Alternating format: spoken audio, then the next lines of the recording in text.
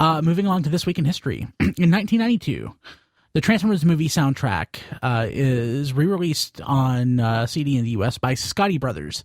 I guess that's the printing or pressing or whatever the technical term is for that I have. Because I got one. I got my copy back in like 97, so it's probably this one. Makes sense. Yeah. That's right. Yeah. So, obviously, you love it or you hate it, but the soundtrack certainly is what it is. It's like the movie. I know it's crap, but I still love it. The thing is, the movies, the score of the movie is better than the soundtrack of the movie. Yeah, it is.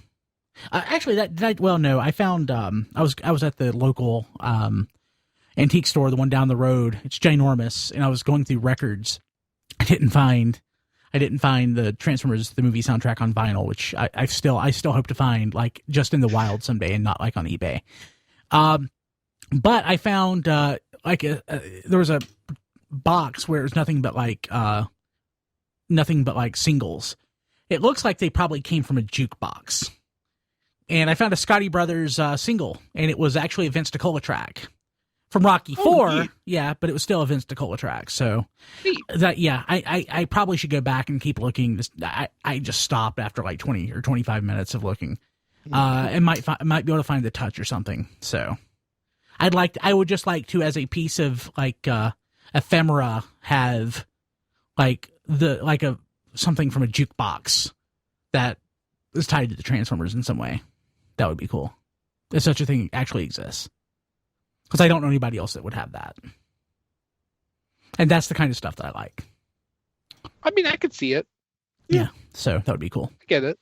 But yeah, I love the soundtrack. I really do, but it's crap. Best song, far and away, Weird Al, without saying. Well, yeah. It's the best, not Devo it's song kind ever. of the same way we love Bot, even though we fully acknowledge that's a terrible episode. Yeah, exactly. Yeah. In 2002, the Transformers Generation 2 was released on DVD in the UK by Sony Wonder and Maverick Entertainment. What was on that DVD? Like the first 7 episodes or so. More Than Meets the Eye, SOS Dinobots, Fire in the Sky, I think. And More Than Meets the Eye had the voiceover intro by Gary Chalk for G2.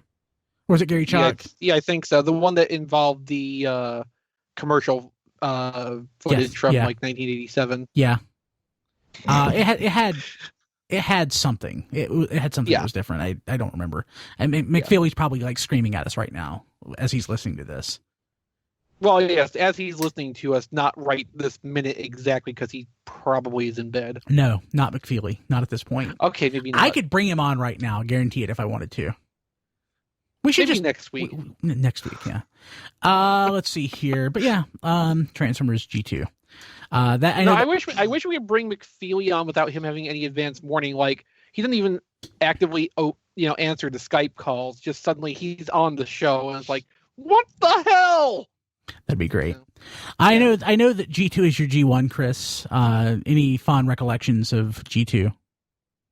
No. Yeah, I remember watching it when I was in high school, waiting for the bus. It was great. I remember really liking the Core when I was watching it as a G2 episode for the first time. Why? Well, I think that was like the 3rd episode of the show I had seen, so It's not like I had much to compare it to. So I'll just say this. While I loved watching G2, I think my favorite thing I enjoyed watching early in the morning was watching the season 4 or season 5 or whatever you want to call it with the puppet Power Master Prime and Tommy Kennedy on Saturday mornings. I loved watching that. Well, if we're talking about just the contemporary stuff we watched at the time too, like Transformers was great, but what I really loved from that time period was Mighty Max.